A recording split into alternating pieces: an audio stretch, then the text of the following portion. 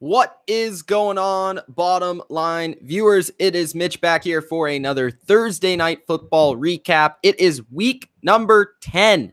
The Pittsburgh Steelers absolutely had their statement game of the 2018 season. They went out there in front of their home crowd against an opponent that was considered a contender in the NFC and dominated them. They bullied the Carolina Panthers tonight. Very, very impressive overall from the Pittsburgh Steelers up front. They dominated the Carolina Panthers. On the defensive side of the football, they were in Cam Newton's face nonstop from beginning to end. Really, on offense, they could do whatever they wanted. Troy Aikman was talking on the broadcast like they could pick any play in the playbook and it would work, and that's really what it seemed like. The Panthers got absolutely destroyed here, and it goes to one of my predictions that I made at the beginning of the season, and I think it's time for you guys to start realizing that the AFC is a very legit conference right now in the NFL, considerably better than last year, and I think we need to start putting the Steelers in that AFC conversation. I've never really shied away from the Steelers in that conversation, but I feel like a lot of people, especially the media in general, has been taking the Steelers out of the contender situation, the contender category. I think it's officially time that in 2018, we put them back in that conversation, especially the way that Big Ben Roethlisberger is playing, especially the way they are able to run the football, and especially the way their defense is getting pressure. 3 key categories to winning a Super Bowl, and the Steelers are getting it done. Also, we're just hit the like button, subscribe to the channel if you haven't already. Just going to get in depth in this game. It was an interesting game. I thought this game was going to be a lot closer. As I said in the picks video, I went with the Panthers because I just felt like, they've been playing the more consistent football as of late, and I'm more of a fan of the Panthers, so I wanted to see them win because I really didn't know who was going to win this game.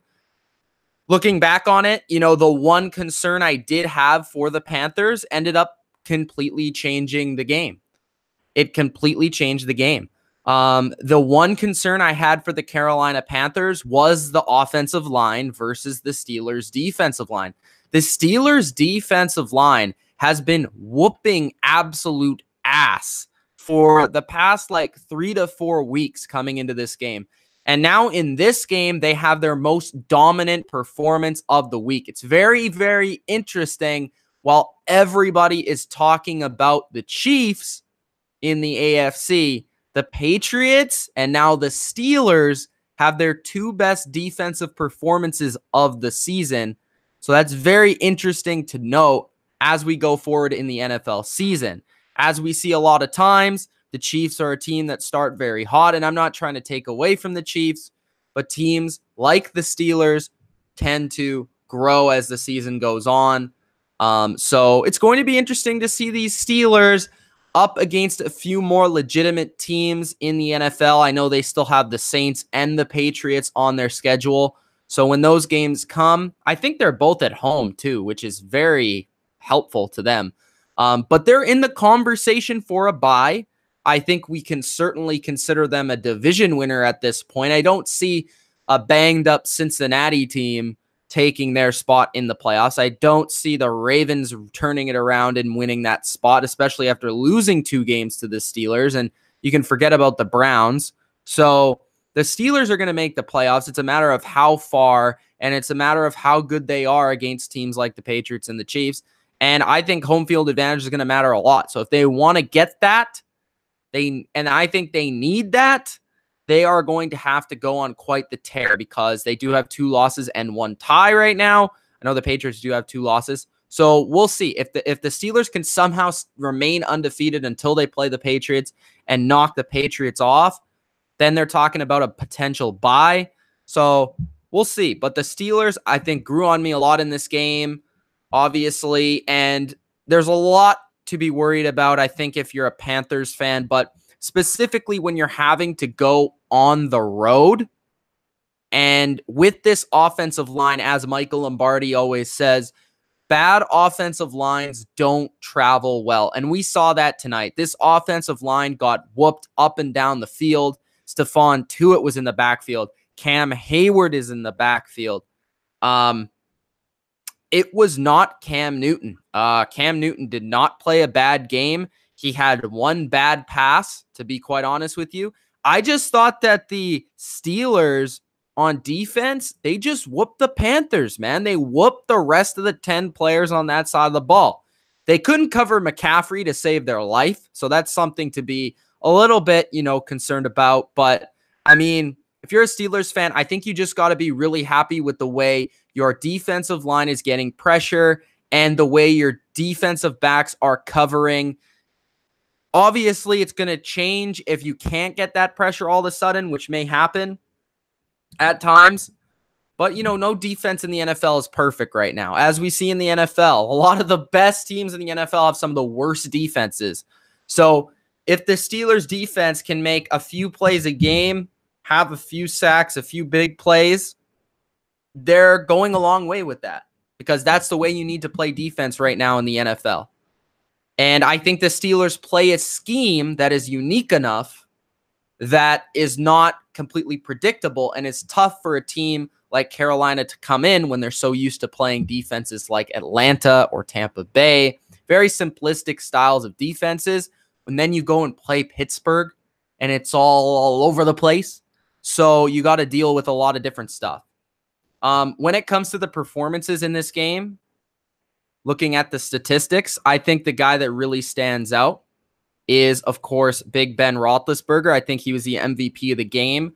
Now, 22 for 25. He set the Pittsburgh Steelers record for completion percentage in a game. I think it was like 80, something like that. 22 for 25. 320 yards, 5 touchdowns, and 158.3 passer rating. That is a perfect game. And you know what? This game reminded me a lot of, because I'm a Patriots fan, going my Patriot memory bank. This reminds me a lot of the Patriots. Patriots fans, if you remember this one, I'll give you a bonus point. Patriots versus Jaguars 2007 playoffs. Brady got 158.3 passer rating. That's exactly what it looked like from Big Ben Roethlisberger. Big Ben was back there. The offensive line was perfect all the time in the world, and Big Ben took advantage. He was hitting his receivers downfield. He had the time to look underneath, go to his second, third read, and if his first read wasn't open, when it usually was, he was balling. The passes were on the money. He was running the ball well, 27 yards rushing on big plays to extend drives. I think Big Ben Roethlisberger, a lot of people have been hating on him for the last 2 seasons. He's certainly a top 10 quarterback. He's somewhere around the top 6 or 7 right now. And right now he's playing really, really well. And like I said before the season, I was impressed by how he came back in better shape this season. I feel like he's taken this season a little bit more seriously. He's, of course, had to elevate his game as a leader this year because of the whole Le'Veon Bell situation. And I think he deserves a lot of credit. For as much as I'm going to get on him for his dramatics, like him dying last game and coming back to play after, I mean, the guy is still a baller. He makes huge throws. He escapes pressure. He still has great mobility, even more so than the last couple of years, it seems like. And he's playing his best football in, I would say, a couple seasons. So that makes the Steelers very dangerous. James Conner looks really good. Man, every single game I watch him, he looks more and more like Le'Veon Bell. Just the way he runs the football. Not a very explosive guy. He's not going to break like a 50-yard run on you, but he's very quick. He knows how to hit the hole. He's very patient, and he makes guys miss. So, I mean, James Conner, not quite the receiver Le'Veon Bell is, but certainly a great runner. And whatever the Steelers decide to do, they're in a comfortable situation with their running backs. I do wish they had a better backup. Maybe if Le'Veon comes back and they start splitting carries, I think that would be ideal for the Steelers. And then maybe you could start putting like Le'Veon in the slot and stuff like that. I think you could become creative on offense if that does happen, and they would become even more dangerous in my opinion.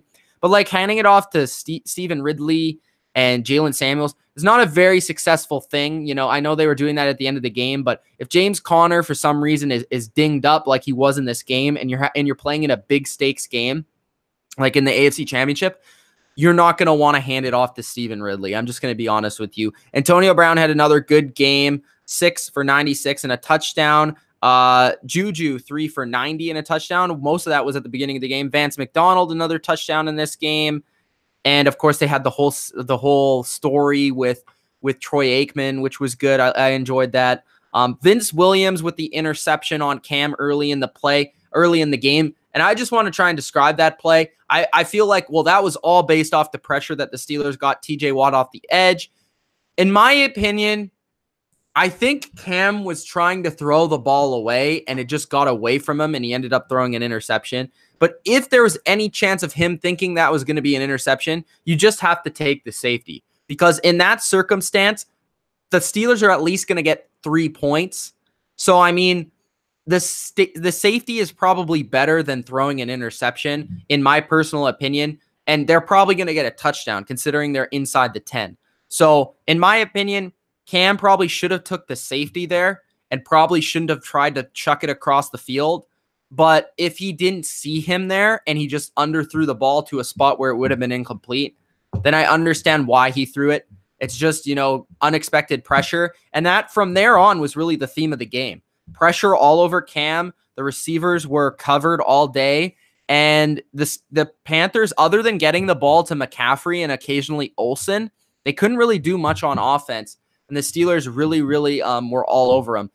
Cam Hayward was really good on the defensive side of the ball. Bud Dupree was solid off the edge. TJ Watt was solid off the edge, forcing that big play. The back end, Cody Sensabaugh made a couple of plays. Didn't hear a whole lot of Joe Hayden. But that was overall the main stars for them. And then going to the Panthers, like I said, I don't think this was all on Cam.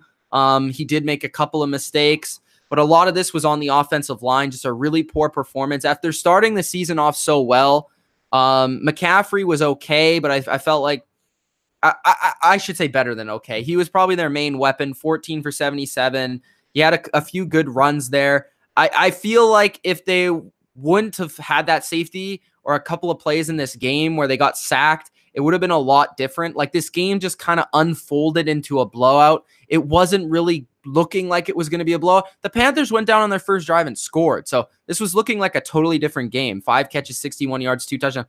He scores 3 touchdowns in this game, McCaffrey. But receiving, like the leading receiver is your running back, McCaffrey, then Olsen, and then nobody else really stepped up, whether that was Funchess, Wright, Samuel, Moore. None of them stepped up on big plays. Julius Peppers, man, that man just remains a freak. One of the freakiest humans I've ever seen in my life. Not a great game up front for the Panthers. Couldn't get much pressure outside of a couple of plays from Peppers. Secondary was giving up huge plays down the field, and that's typically what happens when the Panthers don't get pressure. So I think the Steelers really legitimized their stake as a contender. I think the Panthers, you saw some of their holes in this game. And of course, the Panthers aren't going to be matching up with the Steelers in the playoffs unless they make the Super Bowl. So it's totally different type of matchups, and it was on the road and all that. But against a team like the Saints, I think they're going to struggle with that offense for New Orleans. I think they will be able to move the ball a lot better on the Saints, though. So that will be a competitive game, and we'll see what happens there. But I think if you're a Steelers fan, you come away very happy. You score a lot of points on what's considered a decent defense, and you dominate what was considered a top 10 team. So, I mean, this was a great game for Steelers fans, and I think you got to be excited. So let's get to the chat, and then I'll wrap it up. Famous Breed says, what a performance by the Steelers. James says, I think the Steelers watched your picks last night. Maybe they did. Jordan said, I told you guys you all picked against us. I'm sorry for that, Jordan. Predator says, I hate Eric Reed. He is trash and always will be trash. I respect Eric Reed as a player. I think he's a good player. I just think that was a dumb play. This game helps the Saints, says Juan. What else do we got? James says Steelers versus Patriots will be for seeding. Predator says the NFC only was the Saints and Rams. AFC is the Pats, Kansas City, Chargers, Steelers, and Houston. I don't know if I'd quite consider Houston. Like, I understand why people would throw them in there, but I do think definitely the top 4 teams any of them can win it. And I do think that the Steelers are particularly dangerous to the Chiefs more than anyone. I would actually consider, I mean, I think the Steelers are obviously going to be dangerous when they play the Patriots as well, but I feel like the Chargers might be a more difficult matchup for the Patriots, while the Steelers might be a more difficult matchup for the Chiefs. Bodo, can we say that Cam is overrated? No, because I don't think that was really on him. Sean says, as a Steelers fan, that was a great performance. Just the remaining of the schedule is tough. Yeah, they do play a few pretty good teams. Predator says, Reed was going for Ben's head right from the beginning. He targeted Ben. I don't know, man. I didn't really see that much. I only saw it when he started to scramble a little bit. Sean says Steelers should get revenge on the Jags next week. We'll see what the Jags look like this week. If for some reason Leonard Fournette ignites that lineup, then we're looking at a pretty good game next week. And I'm sure it will be, because I think there will be a lot of bad blood there. So either way, it's going to be exciting, but the Steelers should come out and win that game. Oh, the game's in New Orleans? Okay, that's a little bit better then. Bodo says, I was so sick of hearing that the Panthers were a Super Bowl team. James will say the Steelers beat Jacksonville by at least 10. Sean says somebody else needs to beat the Patriots in the playoffs because the Steelers can't. Devin says, gotta call the FCC and report Fox and NFL Network for live broadcasting a murder. Holy crap. It was definitely a ass kicking. I don't know if it was a murder. How about this stat? Steelers 14-1-1 the last 16 road games. Really interesting. Predator says, if he is white, he is right. That is the Patriot way. Am I right, Mitch? I mean, you could look at it that way, but I'm not necessarily going to say that. Aaron Carter says, Ben, better GOAT candidate than Aaron, overrated to hell Rodgers. Wow. James says, Ben passed Eli Manning for 7th all-time tonight. Thank God, because he's a much better quarterback. Waterboy Report says, bro, Thursday night football is trash. These games have sucked. Knew the Steelers would win. The problem with Thursday night football is that home teams usually dominate the game, and it's a short week, and the players are still banged up. And I think that's also something I didn't bring up, which, you know, your comment kind of stirred in my mind, is just the Panthers looked really beat up in this game. Like, they did not look 100%, and I think it's good that, you know, they got this out of the way, because they're going to need some time to recover, because they did not look 100% in this game at all. And maybe, you know, you don't get run over like you're a high school football team like that. If you're that good, if you're the Panthers. Come on, guys. Rodgers is top 10. Stop it. Devin says Cam's pick deflated the horrible defense, and offense had to abandon the run after. Yeah, you know, I don't like abandoning the run so quick, but because the Steelers' offense was moving the ball at such a clip, it really just forces your hand to keep pace. And the Panthers aren't capable of playing that game. They don't have the offensive line, especially on the road. They just can't do that. Bodo gives $20. Thank you, Bodo. He says, good job, Mitch. More live chats. I will try. The only problem is that I've been really busy with school like the last couple weeks. When I get off for school, which is early December, when I get back home, I'm definitely going to try and do as many as I can, because that's my opportunity, because I don't have school. So look out for, like, December is going to be a huge month for this channel and content wise, because I'll be producing a lot, because I don't have to worry about school projects and all that stuff. So yeah, look out for December. That's going to be the real big month for this channel. And then, of course, going into the playoffs is going to be big as well. I think that's about it. Green Bay's dead in the water, says Predator. Yes, I did pick the Panthers. I'm sorry. I honestly, if I'm being honest, I know it's going to sound bad, but I only picked the Panthers because I wanted them to win. Like, if you actually hear what I say in the picks video, I basically said this game, I'm probably going to be wrong. I actually do say that, but, you know, whatever. The Panthers' road record is pretty bad. They're a really good home team. I believe they've lost 3 games on the road this year. All 3 games. I don't think they've lost at home. So they're considerably worse on the road. And I think a lot of that has to do with their offensive line. And defensively, I think it hurts them as well because of the crowd noise and the atmosphere. So, all right, we'll end it there.